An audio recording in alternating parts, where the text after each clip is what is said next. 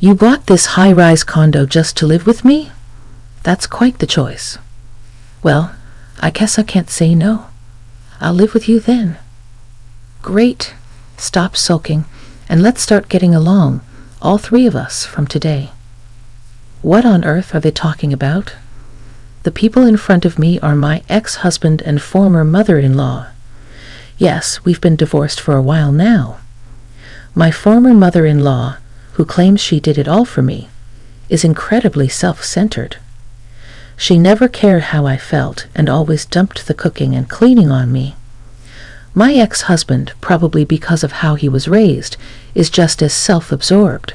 That's why I chose to divorce. I moved without telling them my new address, and yet here they are at my new place. Soon I find out a surprising fact. My name is Madison. I'm a 34-year-old career woman. I've been with the same company since graduation, working in the sales department. I've been excelling and now lead several projects. I got so immersed in work that years went by without thinking about marriage or boyfriends. I found joy in my success and saved up my salary and bonuses. Before I knew it, I was over 30. But neither my parents nor I minded, because I was thoroughly enjoying my life. Then a certain encounter changed my life. I attended a college reunion and ran into Steve, who was in the same seminar as me back in the day. We hadn't talked much during college, but at the reunion, we discovered we were working for companies that do business with each other. Steve was in legal affairs for a top-tier company. We started talking about work, training juniors, and then our personal lives. We found we had a lot in common. Steve and I began meeting alone from that day on and eventually started dating. During our relationship, Steve was very kind and a great listener, which comforted me and gave me extra motivation to work harder. Less than 6 months into the relationship, we decided to get married. My colleagues, friends, and even my parents were surprised to hear about a workaholic like me getting married, but they all celebrated us heartily at a small chapel wedding. I never imagined myself in a wedding dress, even months before. But the peak of this marital happiness was on the wedding day itself. With little experience in love, I had naive dreams about married life, but the reality was brutal. On a certain day off, I fell ill and was bedridden. Steve did show concern, saying, "Just rest. I'm hungry though. I'll be in the living room playing games." He left the bedroom after saying that. I felt something was off, but with my dizziness and headache, I just lay there. As I was dozing off, my phone rang. "Mom, what's up?" No, I'm okay." It was a call from my mother-in-law. "Madison isn't feeling well." I could hear Steve's voice all the way in the bedroom. "Oh, is that so? Don't worry, I'll tell her to get up right away." "Yes, I'll wait." It seemed my mother-in-law was coming to visit. Despite talking about my health, she was planning to visit, and Steve was okay with it. He even said he would wake me up. I could get up if I pushed myself, but I wanted to rest and recover on this day off. Despite my wife, Madison, feeling unwell, I could only feel sadness at Steve's behavior for accepting a visit. "Madison, get up quick. Mom's going to come over soon. She said it'll be just for a little while, and it'd be pitiful to send her away. Show your face to Mom too. You're free anyway, right? Didn't I say I'm not feeling well and want to stay in bed? It'll be all right. Just for a bit." What's all right about this situation? Even so, if my mother-in-law is coming over, it's not like I, as her daughter-in-law, can stay in bed. I had been bedridden since the morning, so no cleaning had been done.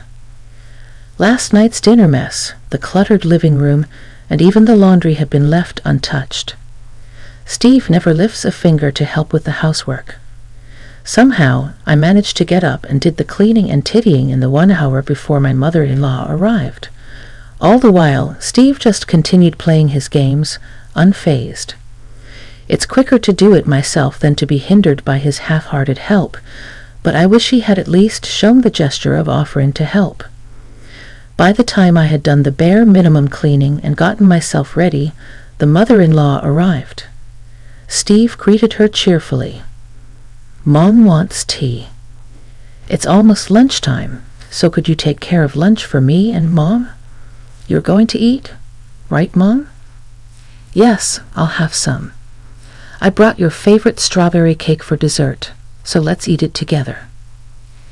And just like that, no consideration was given for how I was feeling. The conversation between my husband and mother-in-law unfolded as if I wasn't there, and I sat beside them, enduring a headache and dizziness. In the end, the mother-in-law didn't leave even by evening, so she stayed for dinner too. I started preparing without showing any irritation. Finally, after she left for an appointment with her friends in the evening, I collapsed into bed without exchanging a word with Steve or cleaning up. Originally, Steve always put his mother first and often prioritized her wishes.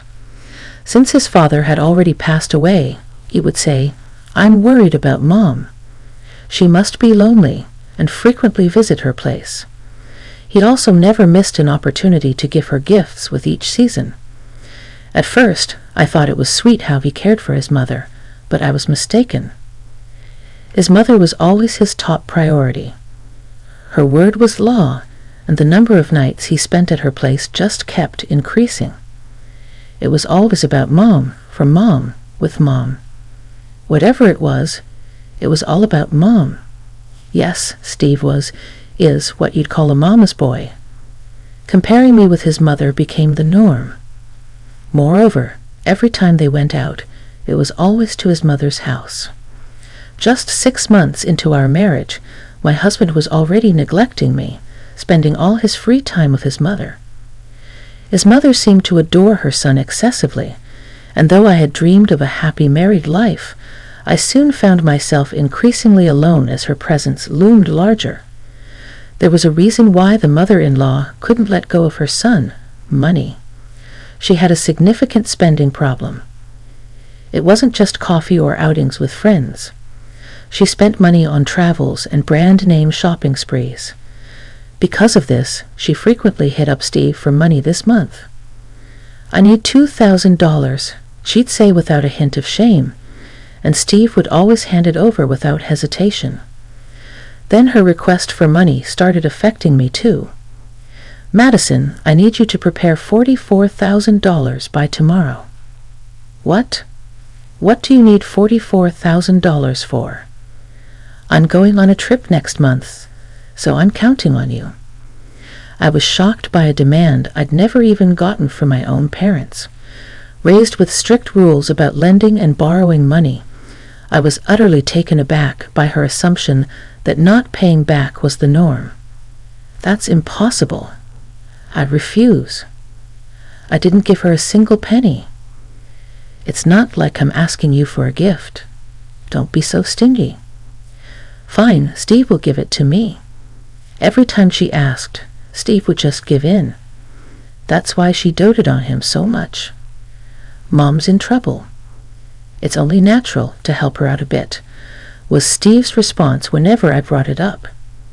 Steve earns a pretty penny. I'd say we're both working, so each month we pitch in a set amount and manage our own money beyond that. I have no clue how much Steve saves or what he spends it on, but the couple $100 Mom was asking for has ballooned into a couple thousand. There might be financial dealings happening that I don't know about. At this rate, it could start affecting our household finances. "Hey, Steve, don't you think we should increase our savings each month, considering the future for the kids we might have, and eventually, I'd like us to buy our own house. If I had that kind of money, I'd give it to my mom." "Madison, you should chip in and help my mom out each month too," was his reply. "I bet he isn't saving a dime." When I show up at my in-laws to my mother-in-law, I'm just a maid who works for free. The house my father-in-law left behind is quite impressive, excessive, and spacious. I'm tasked with everything from cooking, cleaning, gardening, to window washing.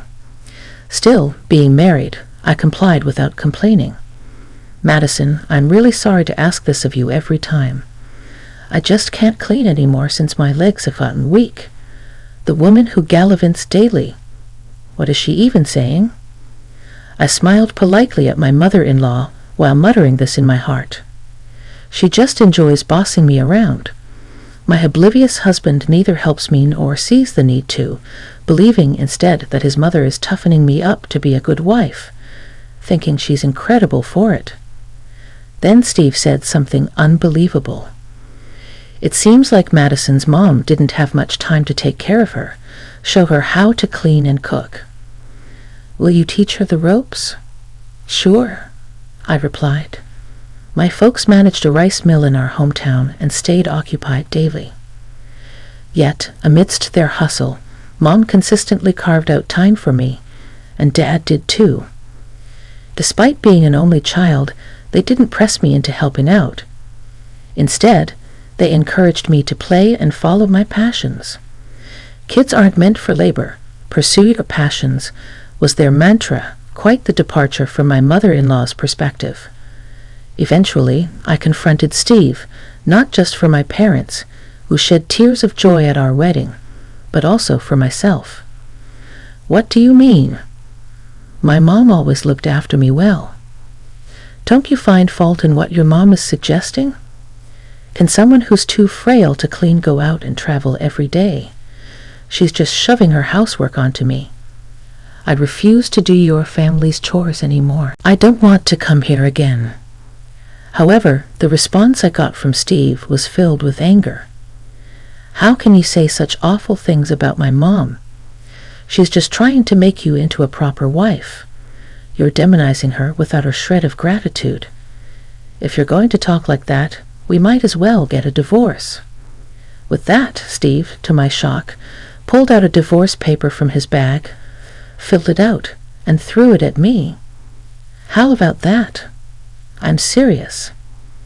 If you apologize to me and my mom, maybe I'll forgive you. If you don't want to get divorced, apologize right now. That's right, you'd be the one in trouble if Steve left you. Apologize now. He's rooted in old-fashioned values. In his world, a wife is below her husband and mother-in-law, expected to obey their every command. Standing up to one's husband is unthinkable. He assumes that threatening divorce will make a wife beg with tears and apologize, but I was certain this marriage was no longer bringing me happiness, nor was it going to get any better. Seeing me silent, Steve smirked and tucked the divorce paper back into his bag. Reflect on this while I'm away on my business trip. The next day, as Steve left for his trip, he left the divorce paper on the table. I didn't waste any time. I signed my name and ran to the courthouse to file it right away. Then I called my job and took some urgent personal days to start reverting to my maiden name and sorting out my affairs. I wanted to wrap up as much as possible while Steve was away. On the day the divorce was finalized, Steve came home. I'd already filed for divorce, I said as I handed him the envelope from the city hall. His face turned bright red with anger, and he yelled, "Do you really want to put us through all this trouble? Divorce isn't something you just do on a whim. Submitting a divorce paper just because you didn't get your way is beyond a joke. It's too much." It seemed like he thought I had filed for divorce on a whim. I decided to play along with his words. "Well, it's because you always prioritize your mom over me. I'm never a part of the conversation. Even when we're all together, I'm always alone, feeling lonely. Why do you exclude me?" Although I was only pretending to sulk, it seemed to have an effect on him. He loves it when women appear to be needy towards him. Despite the audacity of my act, I must have seemed like a seasoned actress to him. My husband, completely led on by my performance, cheerfully agreed to a financial settlement that was to my advantage. He thinks that after I've calmed down, we can just get remarried and return to our old life, but my feelings for him are gone. I divorced him to take care of myself. There's no going back to life with him. Regarding the usually troublesome matter of the financial settlement in a divorce, my husband didn't argue and let it end in my favor. Once everything was settled, I left the house. While I was looking for a new place, I fell in love with a high-rise condo near my workplace and decided to buy it after much deliberation. It's a new start in life. I wanted a bit of luxury in my home so I could enjoy my time alone, which is exactly what I'm doing now. After a day at work, I come home to my own space with no one to take care of or accommodate. I've taken up my old hobby of knitting. I brew my favorite tea and knit before bed, which is a truly relaxing and enjoyable time. Then one day, my ex-husband and former mother-in-law showed up at my condo. Of course, I hadn't given them my address. I couldn't find the right words over the intercom and remained silent as my mother-in-law caused a scene at the entrance, calling out my name. To avoid bothering my neighbors, I reluctantly let them in through the front door. "How did you know where I live?" I asked. "Oh, we hired a private investigator. Forgot to ask you where you moved. We were worried about how you were doing, and Mom had it looked into," Steve said, as if it was the most natural thing in the world. After a divorce, there's no way I would have told them where I moved, yet here they were, using a private investigator to intrude upon me. I felt a chill down my spine and was desperately thinking about how to get rid of this parent and child. The mother, acting like a young girl despite her age, was shamelessly peering into my house, craning her neck and squatting to get a better look. Just as I was about to scold her, she blurted out something unexpected. "It's not as shabby as I thought. Did you buy this high-rise apartment to live with me? You chose a nicer place than I expected." "Well, I guess I'll have to move in with you." "Great, no more sulking. From today on, we'll all live together happily." My ex-husband chimed in with a grin. "What? What is she talking about? Move in here?" I was dumbstruck. The idea that they were proposing to live with me hadn't crossed my mind, and I couldn't understand why they would say such a thing. I was left pondering how to respond. The smile on my mother-in-law's face was unnerving. Next to her, my ex-husband was smiling ear to ear. That's the best choice indeed. He found himself agreeing with my mother-in-law's opinion. "Madison, it must be lonely to live here all by yourself forever, right? That's why I came with Mom today. I'll let bygones be bygones. I'll forgive you. You must have reflected on it, and from today on, we'll live here, the three of us." My ex-husband proceeded with the conversation as if it was a done deal. The two of them looked at me as if it was a matter of course, but it was clear from their expressions that they were dismissing my wishes. My words didn't reach them at all. "I absolutely refuse." "Please leave immediately. I don't mind if you never forgive me. You are now strangers to me. Our ties have been severed. Please do not come back again," I responded firmly. My ex-husband was taken aback, likely expecting me to readily agree. "What? Why? You're serious? You bought this place wanting to live with Mom, didn't you? Don't say such things. Please. And here I thought I was doing this for your sake." They must have been expecting a completely different reaction. They couldn't hide their surprise at my rejection. "Whatever misunderstandings you have, I don't know, but I bought this condo for myself. Please stop with your arbitrary interpretations," I said. "I'm saying I'll forgive you." It seemed in my ex-husband's mind I was still being stubborn just to cause them trouble. He began to show an arrogant attitude as if he was doing me a favor by forgiving me. "If things stay like this, you'll end up living alone here for the rest of your life with neither me nor Mom around. You know you're going to be all by yourself forever." "Yes, that's what I want." "You're not welcome in my home. Please leave. We are no longer family. The relationship is over. Over. "Don't ever come back," I stated clearly, but it seemed not to penetrate my ex-husband's understanding. He must have thought I was too stubborn to back down. His actions were self-serving, twisting the situation to his liking without attempting to understand my words. He scoffed at my words, and when I tried to close the door, he pushed past me to enter the house. Being pushed by my ex-husband, a man I was helpless against, I fell into the hallway. I let out an unexpected loud scream. After a while, a neighbor opened their door, realizing this. My ex-husband and his mother tried to hurry inside the house with puzzled looks. I pleaded with the neighbor, "Please call the police." "Hey, what are you saying?" For me, this was trespassing. I called 911 myself. "Come quickly, please." Because the call came from the same location, the police car arrived promptly. The neighbor, to protect me from my ex-husband, kindly let me into the entrance and locked the door. "Are you okay?" they asked me gently. My ex-husband banged on the door violently, shouting, "No, it's not like that. I'm the husband. I just came to visit my wife." My mother-in-law was also raging in the hallway. "Hey, don't touch Mom. Madison, say something. It's because you wouldn't even give us your address that we had to go digging around for it. Not only did you tarnish my son's reputation, but you had to treat me this terribly too. What a terrible daughter-in-law you are. Apologize right now."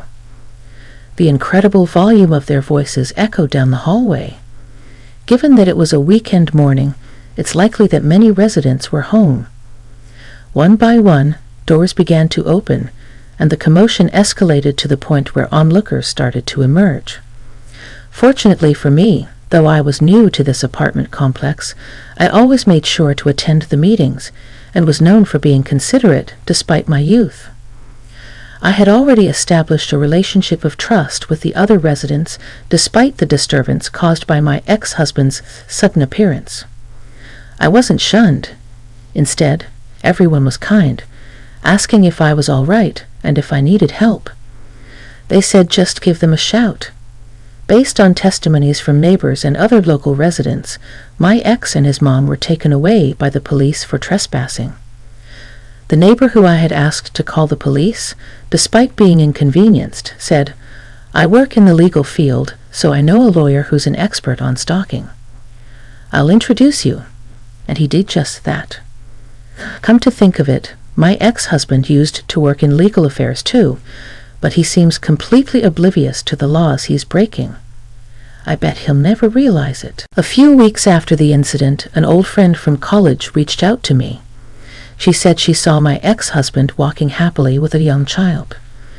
It was a message asking when he had the kid since I hadn't informed her of my divorce. She assumed the child was mine. It hasn't been that long since the debacle. Could it be that my husband, who was supposed to be reconciling with me, has found a new lover already? That's his prerogative, and it has nothing to do with me. If he has a new lover, perhaps his obsession with me will fade, but a young child caught my attention. Would my mother-in-law ever approve of a romance with a woman who already has children? I asked my attorney to conduct additional investigations to uncover his background.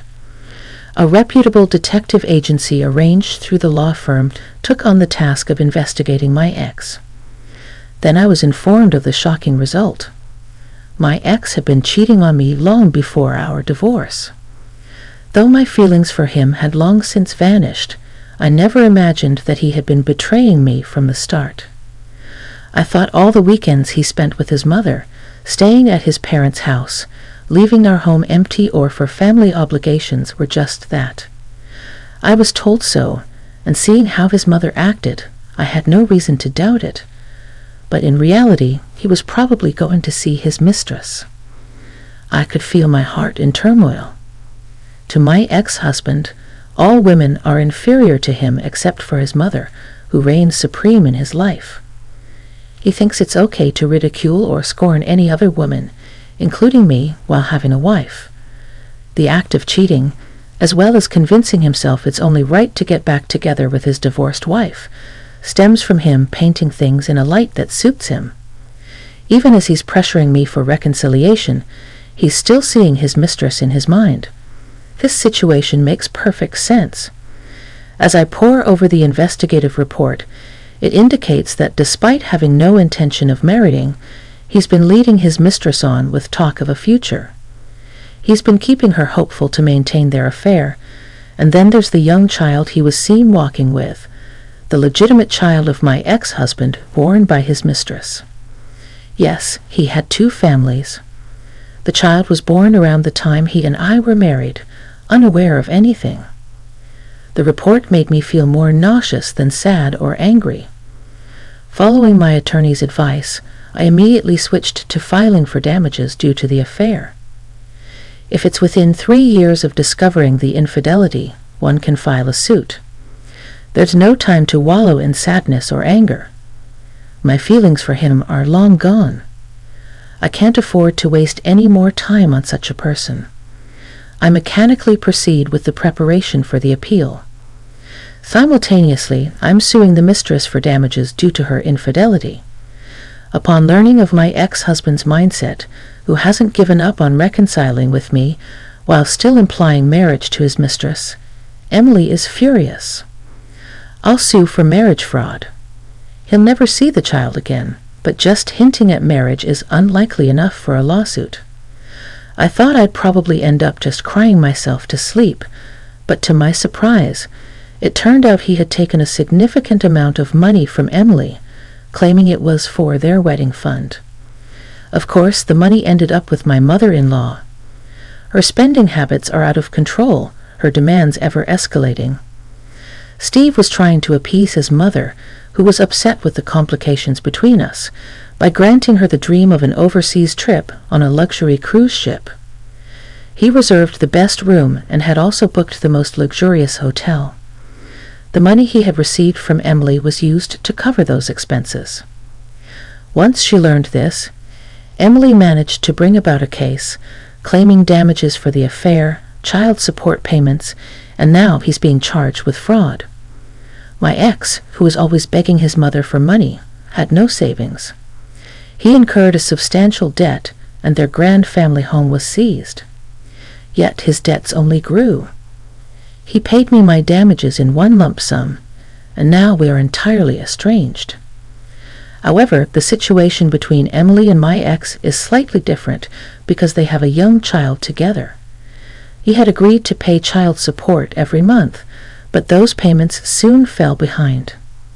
Enraged, Emily stormed into his workplace, revealing everything. Despite dealing with legal issues, he was causing trouble with women at work, and amidst a fraud trial, he had kept this hidden from his company.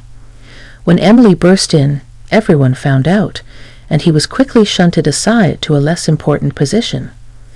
Unable to stand the whispers, he resigned on his own.